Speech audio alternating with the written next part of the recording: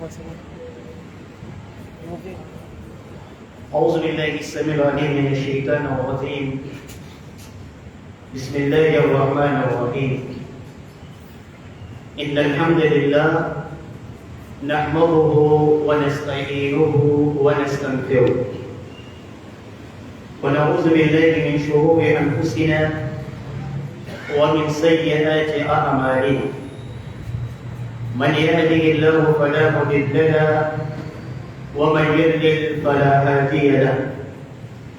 وأشهد أن لا إله إلا الله وحده لا شريك له في ذاته وفي ملكه.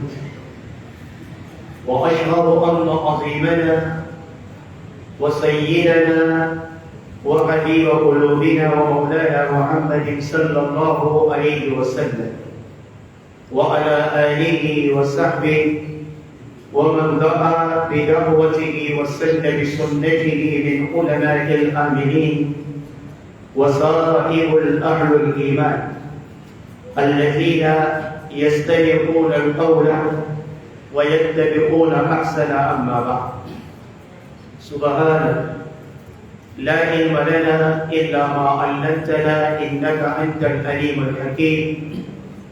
رب اشرح لي صدري ويسر لي أمري واحلل عقدة من لساني يفقهوا قولي. وبعد، السلام عليكم ورحمة الله وبركاته. Tous les noms sont pour Allah.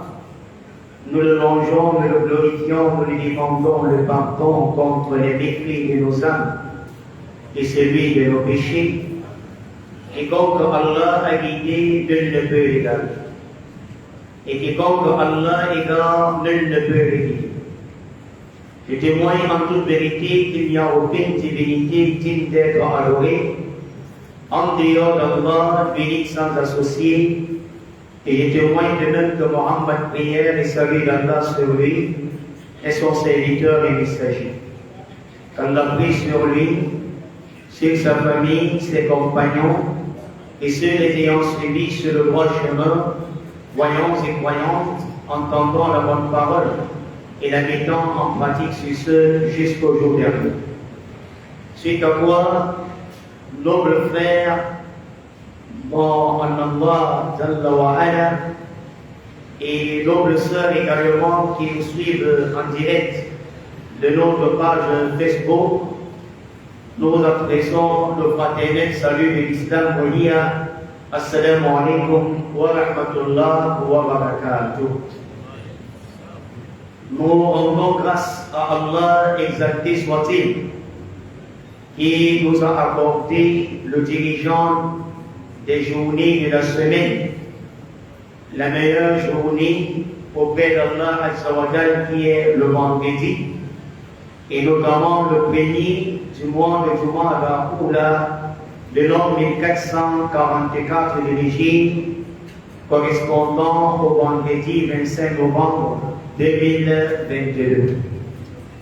Nous rappelons que nous sommes à la mosquée de Bonamou Sadi, dans le quartier dit Bonamou Sadi, dans notre ville de Douala et dans notre belle cité de Douala, dans notre beau et cher pays, le Cameroun.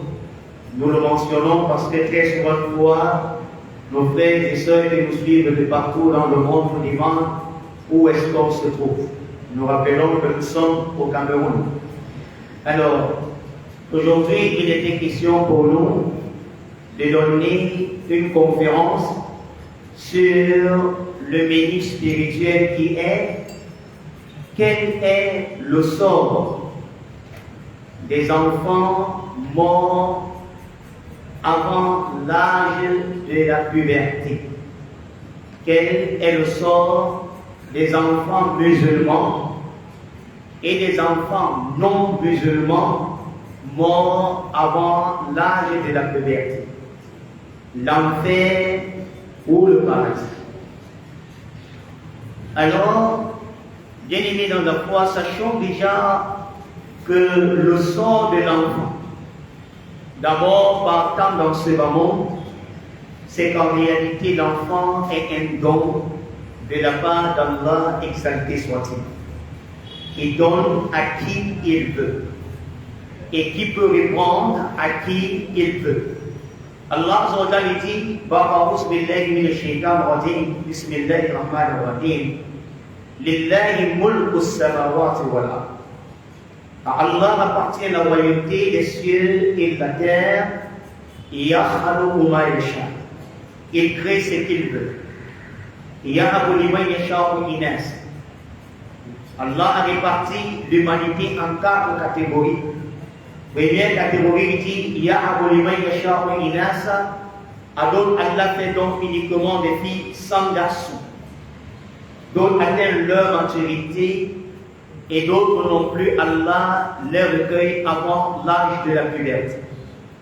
Wa yahabu liman yasha'u dhukur. À d'autres, Allah exalté donne uniquement des garçons. Soit ils atteignent l'âge de la puberté, ou encore Allah leur répond avant l'âge de la puberté.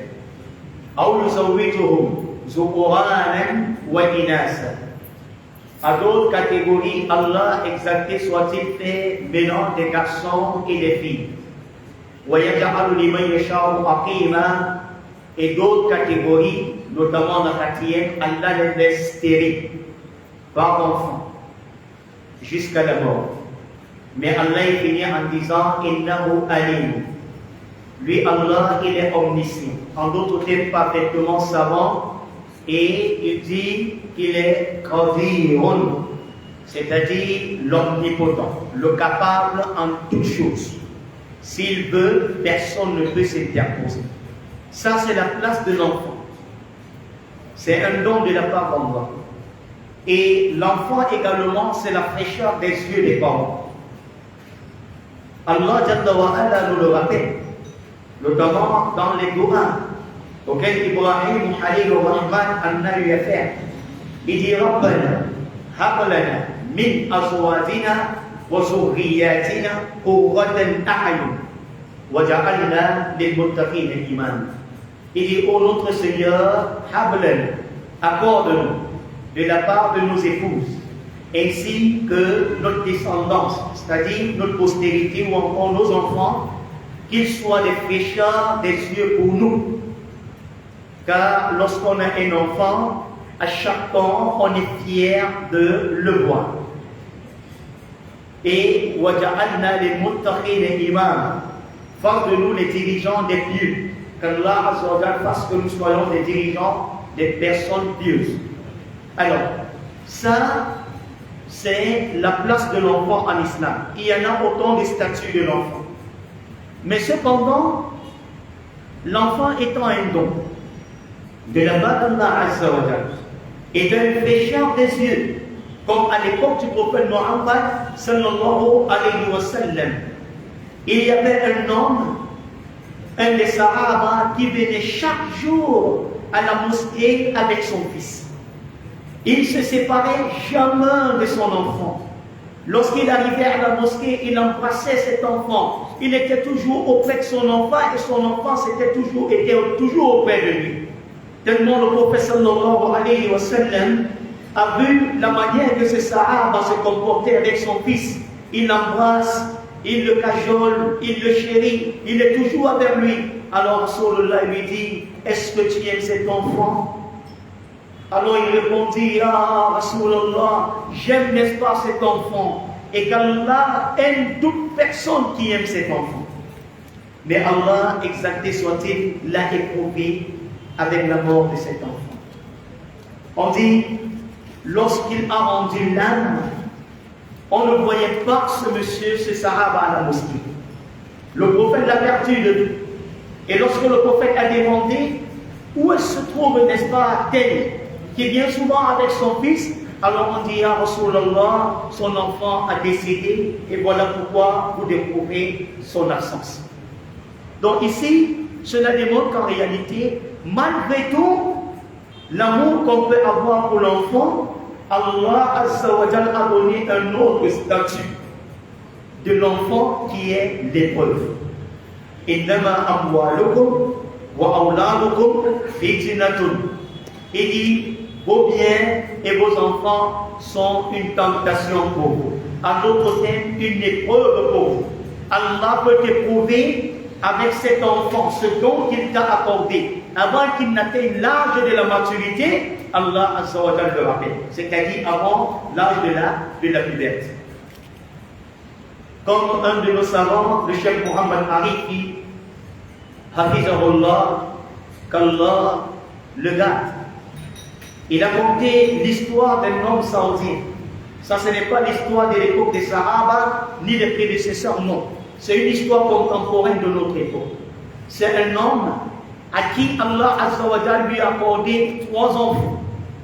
Et tous ces enfants, ils étaient en bas âge. Ils n'avaient pas encore atteint l'âge de la maturité. Alors un jour, il est dit, il a reçu la visite d'un frère qui est venu chez lui.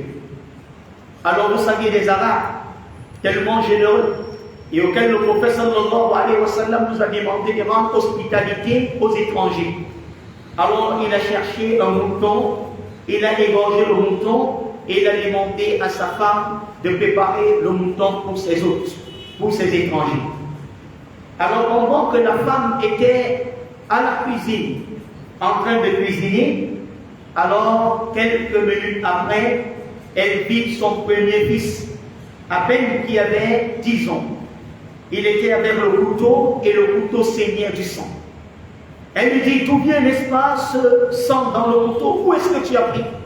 Il dit, maman, j'ai égorgé mon petit frère comme j'ai vu le père en train d'égorger.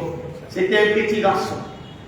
Puisqu'il a vu son papa égorger le mouton, alors lui également, il se dit, c'est des amusements, il a pris son frère, il l'a égorgé. Et au moment où il disait cela à sa mère, et la mère tellement dans la panique, l'enfant qu'elle tenait, le bébé qu'elle tenait en main, il est tombé dans l'huile chaude également. Et cet enfant, ayant vu sa maman dans la colère, en sortant en courant, alors immédiatement la voiture l'a percuté, il est mort. Lorsqu'elle arrive, elle voit son fils mort, également l'arrêt cardiaque, elle aussi elle est partie. En quelques fractions de secondes, le monsieur a perdu son épouse, il a perdu son premier fils, son second fils et le troisième fils. Allah Azza wa Jalla, Ya Hamdallah, ô toi servante d'Allah, ô toi serviteur d'Allah, Allah Azza wa Jalla peut t'éprouver avec la mort de tes enfants avant l'âge de la puberté. Et nous savions, nous perdons souvent nos parents. Nous perdons souvent nos frères, nous perdons souvent nos enfants. Zaynul Abidin, le petit-fils, n'est-ce pas, de Ali ibn Abi Talib, qui est le cousin du prophète Mohammed sallallahu alayhi wa sallam. On lui a posé la question, comment est-ce que tu peux pressentir la douleur des proches lorsqu'ils meurent? Il dit, Allah, lorsque le parent meurt, c'est douloureux, mais en réalité, c'est également la royauté. Parce que lorsque les parents passent à trépas, alors tu pourras hériter de leur argent. Et là, c'est moins douloureux. Et il dit, on lui posa la question sur la mort de l'épouse. Il dit, l'épouse, oui, c'est douloureux lorsque la femme, elle passe à trépas, lorsque le mari, il meurt. Mais il dit, la mort du mari, ou encore la mort de l'épouse, c'est un nouveau mariage parce que tu vas encore te remarier. On lui dit, Zaynul Abidin, qu'en dis-tu de la mort d'un frère ou d'une soeur? Il dit, la mort, n'est-ce pas, d'un frère ou d'une soeur, c'est comme une seule aile. Lorsque une aile tombe, alors il y a une autre aile qui pourra, n'est-ce pas, soutenir. On lui dit, qu'en dis-tu donc de la mort de l'enfant? Il dit, pour Allah, il n'y a pas une mort douloureuse, n'est-ce pas, comme celui de l'enfant. Et surtout, lorsqu'on le paie à bas âge, avant l'âge de la puberté. Raison pour laquelle notre prophète, alayhi salatu wa salam, lorsque son fils Ibrahim, radiyallahu anhu, qu'Allah, il est mort à bas âge, le messager d'Allah, au moment où on l'enterrait, On a vu le prophète alayhi salam fondre en larmes et couler les larmes. Il dit, oh Allah, qu'est-ce que le cœur est attristé, Ya Ibrahim, Ya Ibrahim, toi qui n'es mort qu'à l'âge de peut-être 6 mois ou 8 mois, ta mort, n'est-ce pas, attriste le cœur est attristé, les larmes coulent, n'est-ce pas, les yeux coulent de larmes, mais pour Allah, Ya Ibrahim, ta séparation avec nous, tes parents et vous tous. La séparation des enfants à cet âge, c'est tellement douloureux. Mais cependant, la question est de se poser. Alayhi salatu wa salam, il nous dit, dans l'un des hadiths, il dit qu'en réalité, kullu mawludin yulidun ala fitra. Il dit tout enfant naît dans la nature originelle de l'islam. Il dit fa'abawahu yuwahhidanihi aw yunassiranihi aw yumattisanihi. Rawahu al-imam al-Bukhari wa al-Muslim. Alayhi salatu wa salam, il dit tout enfant qui naît, qu'il soit l'enfant des musulmans, qu'il soit l'enfant des mécréants, des non-musulmans, il naît dans la nature sainte de l'islam, qui t'opère maintenant de prendre la responsabilité, soit de judaïser son fils, soit de christianiser son fils, qu'il rend son fils un chrétien, ou bien qu'il essaye d'athéiser, n'est-ce pas, ce fils. Et aujourd'hui, nous voyons la quasi-totalité des musulmans ont accouché des enfants musulmans de naissance, mais aujourd'hui, ils ont rendu chrétiens, juifs leurs enfants. Comment cela? Pendant le mariage, nous allons voir la fille musulmane, Aïcha, ou Maïmouna, ou Mariam, elle est dans la robe de mariée, telle que, n'est-ce pas, et Ndaye ou bien Charlotte est dans la robe de mariée. Tu ne peux pas la distinguer d'une mécréante, tu ne peux pas la distinguer d'une chrétienne. Aujourd'hui, nous voyons des musulmans qui ont perdu le sens de la responsabilité. Tu vois son fils, il porte des pantalons taille basse comme des juifs ou bien encore comme des chrétiens. Il a fait des zoulous, il a fait, n'est-ce pas, des nôtres, comme, n'est-ce pas, des restés là, il a perdu le sens de la responsabilité. Raison pour lesquelles Rasulullah nous dit, chaque enfant naît dans la nature originelle de l'islam. Voilà pourquoi un non-musulman, s'il a accouché d'un enfant, cet enfant est musulman jusqu'à ce qu'il atteigne l'âge de la puberté. Et l'âge de la puberté en islam, c'est 15 ans selon le calendrier grégorien et 14 ans selon le calendrier lunaire islamique. Déjà à 15 ans, il peut être chrétien. Mais avant cet âge-là, alors l'enfant est musulman. Voilà pourquoi, bien-aimés dans la foi, la question est de nous poser, ces enfants-là, qu'ils meurent avant l'âge de la puberté, ils sont d'avance musulmans, parce qu'ils sont nés dans la nature sainte de l'islam. Alors, est-ce que ces enfants également goûtent au châtiment de la mort, à la douleur de la mort, comme Allah nous dit, كل نفس ذائقة الموت كل نفس ذائقة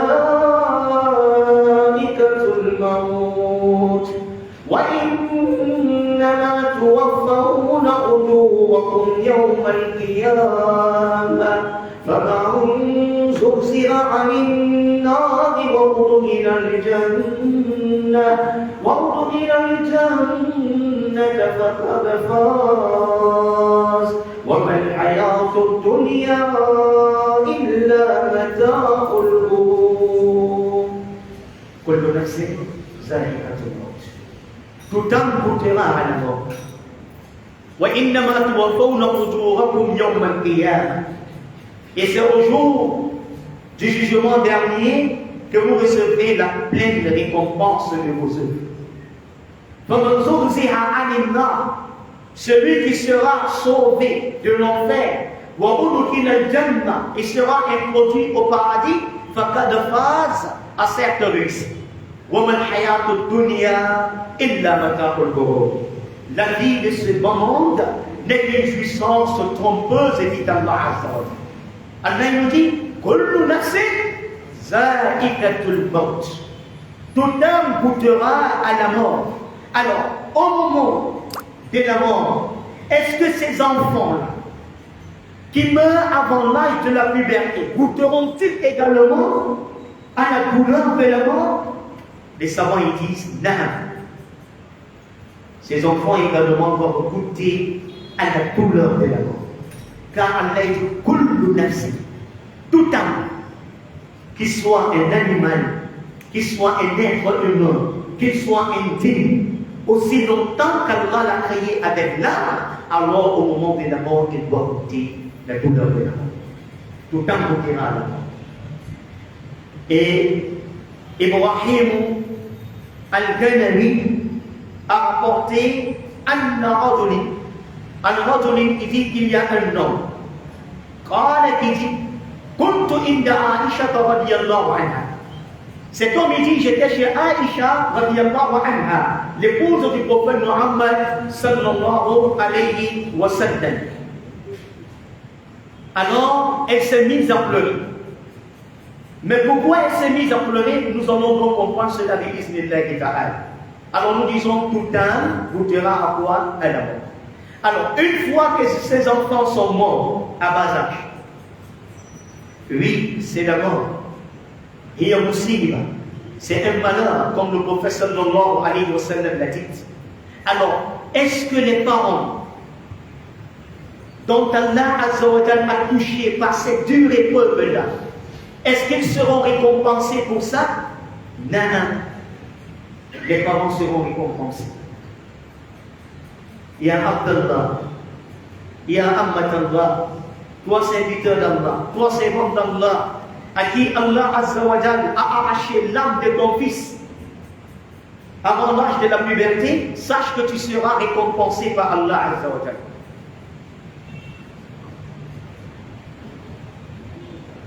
Quelle est donc la récompense? La première récompense, c'est d'abord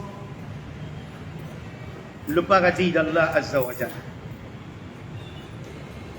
La première récompense, c'est que ces enfants-là, Inch'Allah, ce serait le paradis. Car le messager d'Allah, celui de la paix et la bénédiction, il dit il dit quant aux femmes qui connaissent les logiques, quand nous voyons la mort, par moment ça n'attend pas que le fœtus, l'enfant vienne au monde pour ne pas atteindre l'âge de la puberté. Par moment l'ange de la mort poursuit l'enfant jusque dans le fœtus, dans le ventre de la mère, dans les troncs, et il arrache l'âme. Alors le messager d'Allah il dit, une femme qui a fait une fausse couche, il dit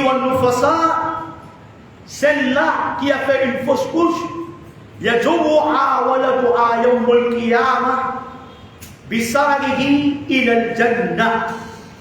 Le messager alayhi salatu wa salam dans le hadith rapporté par Imam al-Nasa'i, notamment le hadith 22 et 23, wa sahahu al-Albani fi sahihihi, auquel Imam al-Albani a authentifié ce hadith, alayhi salatu wa salam, il dit Wallahi yawmul qiyamah, une femme qui a fait une fausse couche, alors cette fausse couche-là, cet enfant-là, il viendra tirer sa maman avec le cordon ombilical pour l'amener au paradis. Une femme qui a fait une fausse couche, Wallah, cet enfant yawmul qiyamah, alayhi salatu wa salam, yajouha waladuha, son fils viendra la tirer yawmul qiyamah, au jour du jugement dernier, bisarihi, avec le cordon ombilical et la jannah jusqu'au paradis. Voilà pourquoi, toi qui as perdu ton fils, réjouis-toi. Ce petit-là, Inch'Allah, il te tirera au paradis. Comme deuxième récompense pour les parents qui ont perdu leur enfant avant l'âge de la puberté, ces enfants seront pour toi une barrière contre le feu de l'enfer dans le qiyamah. Alayhi salatu wa salam, il dit Man mata lahu salasatun min walad lam yablugh al-hintha كانوا له حجابا من النار وأدخله الجنة رواه الإمام البخاري والمسلم. Dans le recueil authentique d'Imam al-Bukhari, notamment au verset, au hadith 2656, et dans le recueil authentique d'Imam al-Muslim, le numéro du hadith 2632, le messager alayhi salatu wa salam dit toute personne qui a perdu 3 de ses enfants avant l'âge de la puberté, avant que ses enfants n'atteignent l'âge de la puberté, ces enfants seront pour lui une protection contre le feu de l'enfer, et ces enfants lui feront entrer au paradis lors du qiyam. Et alayhi salatu wa salam l'a dit par rapport à une femme qui est venue voir Rasulullah. Elle dit: Ya Rasulullah, tu as réservé des journées pour des hommes. Pourquoi n'en réserverais-tu pas des journées uniquement pour les prêches aux femmes? Tout comme nous aussi nous avions réservé les vendredis pour les prêches aux femmes dans la mosquée, cette mosquée de Boula Hussein. C'est une sunnah du prophète alayhi salatu wa salam. Les femmes ne doivent pas être en marge, non, de l'adoration. Rasulullah dit: ok, je vous ai réservé une journée et une heure précise, et telle heure. Alors le messager d'Allah, pendant qu'il le prêchait, une femme dit: Ya Rasulullah, quand le messager d'Allah a dit ce hadith, alors une autre femme s'élève et dit: Ya Rasulullah, même si j'ai perdu 2 enfants, est-ce qu'ils seront pour moi une barrière protectrice contre le feu de l'enfer et le feront-ils entrer au paradis? Rasulullah dit: Naam. L'autre lève la main en disant: Ya Rasulallah, même si c'est un enfant que j'ai perdu, est-ce que cet enfant sera pour moi une barrière protectrice contre le feu de l'enfer et me fera-t-il entrer au paradis? Alayhi salatu wa salam dit: Ya Abdallah, toi qui as perdu ton fils avant l'âge de la puberté, alors sache que voilà des récompenses que Allah Azza wa Jalla t'accorde. Et parmi également ces récompenses-là, le messager alayhi salatu wa salam, il dit ceci: lorsque un homme, il vit cet homme qui aimait venir à la mosquée avec son fils, qui embrassait tellement son fils, il était tellement aux à côté de son fils, ce que je venais de dire tantôt. Alors une fois, lorsque le messager d'Allah Azza wa Jalla ne l'a pas vu à la mosquée, il était absent. Il dit: où est un tel qui venait chaque jour à la mosquée avec son fils, qui aimait être auprès de son fils? Alors on lui dit: Ya Rasulallah, wallahi son fils est mort, Ya Rasulallah. On dit: Mata ibnahu, Ya Rasulallah, son fils est mort. Faqala Rasulullah sallallahu alayhi wa sallam. Puis le messager d'Allah il dit à cet homme: Ama tarda aw la tarda an ta'tiya yawm al-qiyamati baban min abwab al-jannah illa jaa yas'a hatta yufta'u laka. Alors le messager d'Allah il dit: ô toi Éternel, ne serais-tu pas satisfait que yawm al-qiyamah, toutes les portes du paradis auxquelles tu te retrouveras, tu verras, n'est-ce pas, ton enfant là, c'est toutes les portes du paradis, il t'entendra là-bas pour te porter, te tirer et t'amener au paradis. Ne mérites-tu pas cela? Qalu ya Rasulallah. Alors le monsieur dit: Na'am ya Rasulallah. J'aimerais que mon fils que j'aimais tant là, dont Allah m'a éprouvé, que si j'arrive yawmul qiyamah, il soit, n'est-ce pas, dans n'importe quelle porte du paradis pour pouvoir me faire entrer. Ya Abdallah, si tu perds un enfant avant l'âge de la puberté, sache que yawmul qiyamah, toutes les portes du paradis, les 8 portes du paradis, Babu Sadaqa, tu verras, n'est-ce pas, cet enfant il t'attend pour pouvoir te faire entrer.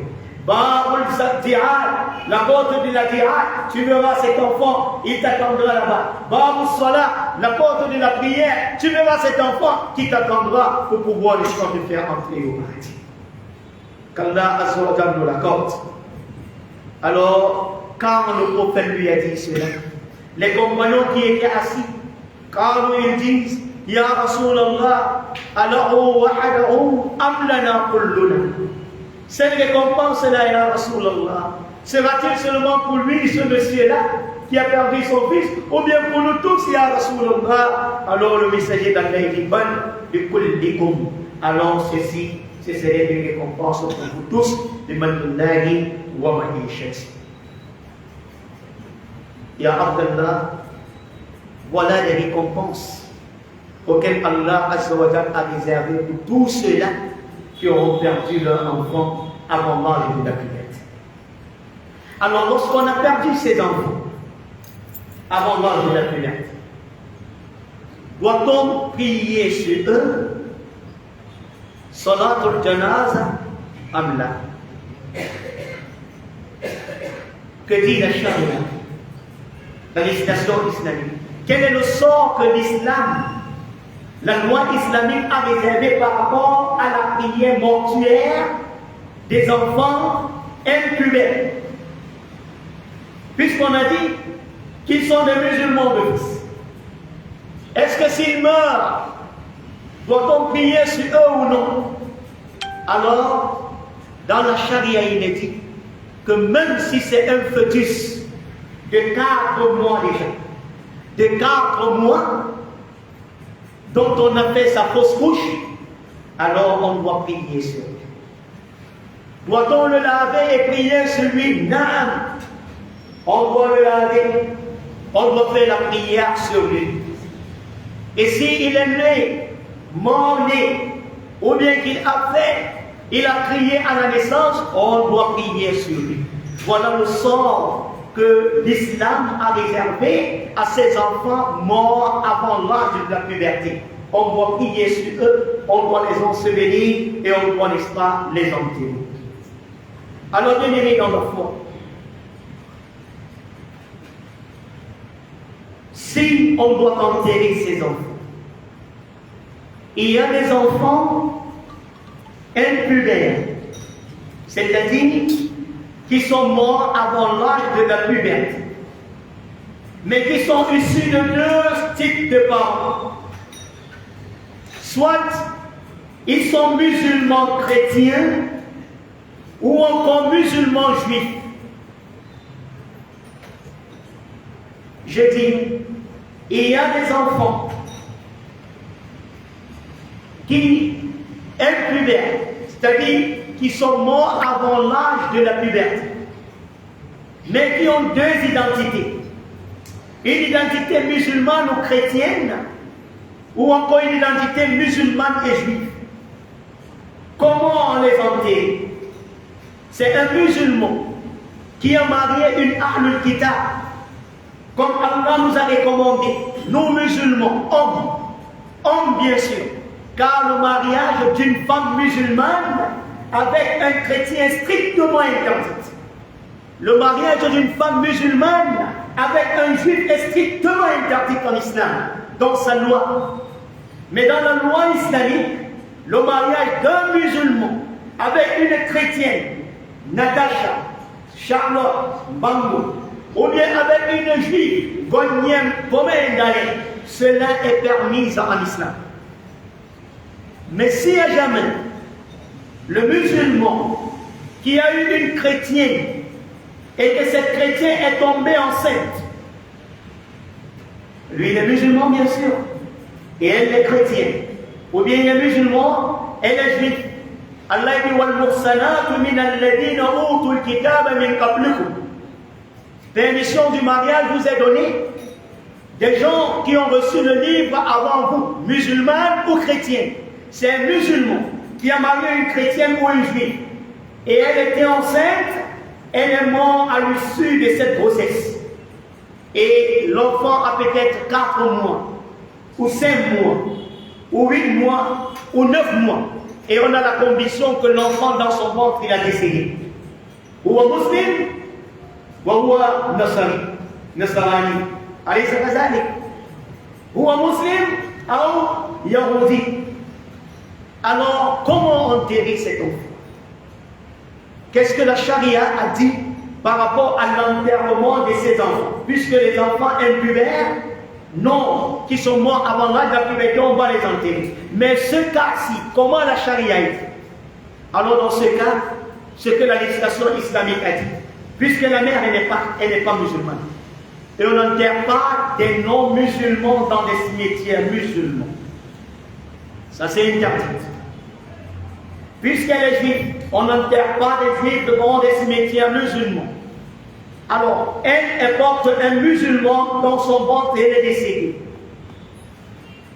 On ne doit pas l'enterrer dans le cimetière musulman. Comment faire? Alors, ce que la charia dit, on doit chercher à creuser sa tombe, elle la juive ou la chrétienne, entre le cimetière des musulmans et des non-musulmans. Et on doit l'enterrer comment? En donnant, n'est-ce pas, son dos à la Qibla. Car la Qibla, c'est le point d'orientation de la prière. Là où le soleil se lève à l'est et se couche où? À l'ouest. Donc on doit l'enterrer, elle regardera l'ouest. Pourquoi? Parce que l'enfant, lorsqu'il est dans le ventre de la mère, il regarde plutôt par le dos, derrière le dos de la maman, et on doit l'enterrer de telle enseigne que l'enfant sera couché à sa droite, entre le cimetière des musulmans et des chrétiens. Donc lui, il regarde le point d'orientation de la prière, tandis qu'elle, n'est-ce pas, la juive ou la chrétienne, elle regarde, n'est-ce pas, l'ouest. Allahu Akbar. At-takbir. At-takbir. Wallahi, réjouissons-nous d'être les musulmans. Ma faratana fi kitab al-shay. On n'a rien omis, on n'a rien oublié, rien délaissé dans l'islam. Tout a été déjà traité. Voilà le sort réservé aux enfants non musulmans morts avant l'âge de la puberté ou aux enfants musulmans morts avant l'âge de la puberté. Voilà comment ils doivent être entrés. Doit-on prier sur eux? Non. La prière sur eux, on doit faire la prière. Mais nous voyons, dans la prière, on demande beaucoup plus quoi? La récompense plutôt au bas. Alors, quel doit être le sort de ces enfants? Nous sommes ici dans la dunya. Maintenant, ils sont morts, ils ont affranchi un pas vers l'au-delà. Et la première destination de l'au-delà, c'est quoi? La tombe. Al-Qabru awwal manzil min manazil al-akhirah. فمن نجا منه فما بعده أيسر ومن لم ينجو منه فما بعده أشد أو كما قال عليه الصلاة والسلام. Le messager d'Allah dit, hadith rapporté par Ousmane bin Affan radiyallahu anhu, auquel on l'a trouvé auprès d'un homme en train de pleurer à chaudes larmes. On lui a dit, à Ousmane, pourquoi pleures-tu? As-tu pensé à l'enfer ou au paradis? Il dit non, j'ai entendu le messager d'Allah. Et le messager d'Allah se lui dit que la tombe est la première destination parmi tant de destinations de l'au-delà. Celui qui sera sauvé des châtiments, des tourments de la tombe, tout ce qui ne viendra pas d'après lui sera facile, et celui qui n'en sera pas sauvé, alors tout ce qui ne viendra pas d'après sera difficile. Alors puisqu'il est déjà à ce niveau, et le messager d'Allah parlant de la tombe, il nous dit Inna lil qabri diddatun law naja minhu a'adan law naja minha a'adan lanaja minha Sa'ad ibn Mu'adh ou kama qala alayhi salatu wassalam rawahu Imam Ahmad wa sahahahu Imam al-Albani. Rasulullah nous dit Inna lil qabri, certes la tombe que nous voyons là, dictature. Wallahi, elle doit serrer chaque être humain. Tu es couché, la vue de face se rapproche, la vue arrière se rapproche. Elle va serrer chaque être humain de telle enseigne que la côte gauche doit pénétrer la droite et la côte droite de la poitrine doit pénétrer la gauche. Puis Allah te sert. Puis Allah te libère. Chacun doit subir cela. Mais alors, par rapport à ceci, est-ce que les enfants qui sont morts avant l'âge de la puberté, ce sont également les réservés dans l'au-delà? Naam. Dans le hadith auquel Ibrahim al-Ghanawi, rahimahullah, il dit An-Raduli, il dit il y a un homme qui dit قلت عند عائشة رضي الله عنها عند عائشة رضي الله عنها. Cet homme dit j'étais chez Aïcha, l'épouse du prophète Muhammad sallallahu alayhi wa sallam. Il dit فمرت جنازة Salut Salir.